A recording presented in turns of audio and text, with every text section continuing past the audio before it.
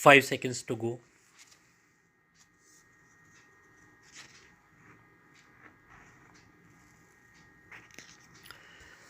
Start. The Englishman, it is widely believed, is always talking about the weather. It is probably true that the people of this country do talk about the weather more than is the case in some other countries, but that is merely because the English weather gives us more to talk about. We simply do not know from one day to the next what sort of weather we shall get, and sometimes we really do not know from hour to hour.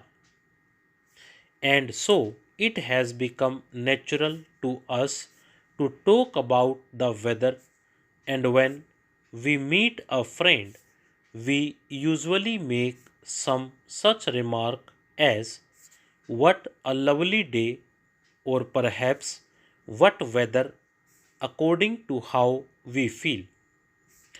Nor do most of us like most of the weather. It is either too warm or too cold. Water comes down upon us in such amounts that we feel like turning into fishes, or it does not come at all, and all the plants we have so carefully put in the ground are in danger of dying. No, we do not really like our weather, but we are willing to state to any who are willing to hear that our weather is the best in the world. Far from us, we say, is the desire for lovely, warm days throughout the whole of the year, and so on. The fact that we state that our weather is the best in the world does not, of course, mean that we have to like it. And like it, we do not most of the time. Perhaps that is why so many people go to other countries for their 2 or 3 weeks leave in the summer.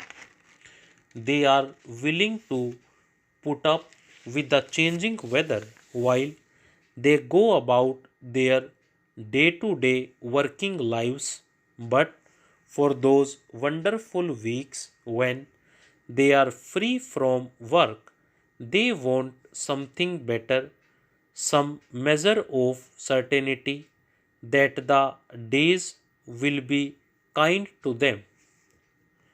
Yet, when all is said and done, we know that there is nothing quite like a lovely English summer day, a summer day with warmth but without great heat, and that is a very real difference. A summer day when the evenings are long and we can sit outside or at our windows and watch the beautiful golden and red colors of the dying day. How peaceful are those sweet hours as we rest and talk, or read a little, or tell ourselves once more that the world is all right. It is the people living in it that make it seem all wrong.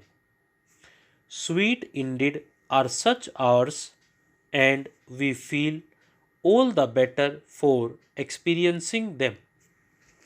And how lovely are the first warm days towards the end of winter. There is nothing quite like the pleasure after the hard and cold days of winter of getting up one morning and finding a new warmth in the air, of seeing the first signs of little leaves breaking through once again and feeling new life beginning all about us. Perhaps that is why the English weather is said to be the best in the world. Days such as these make so deep a mark on our minds that we remember them always. There are countries in the world whose advertisements state that they have such days all the year round. But of course, that is not possible. Those first warm days after winter, when plant and animal life grows anew, are wonderful just because they are exceptional. They just could not happen in the same form on every day of the year and without the hard winter days coming first, where the weather never changes. There can be no surprises, and it is the surprise of those first warm days after winter that is part of the pleasure. Even days in winter can be good. We do not mind feeling cold when we are dressed for it. It is quite wonderful to go for a long, quick walk on a winter's day when the ground under our feet is white and hard and the air is so clear that we can see for miles. Probably one of the biggest troubles about the English weather is to be found not in the weather itself but in ourselves. We just will not take the weather seriously and we just will not do the things that would help to make us more comfortable when it is very, very cold and we find that our supply of water is no longer waiting for us, we are quite surprised. We get out of bed and at once we feel very, very cold. Of course, we ought to have put in some form of heating throughout the house years ago, but our windows let in the cold air. We ought, and that is the way it is with us, the English. Really, we just love our weather and all that it does to us. Stop.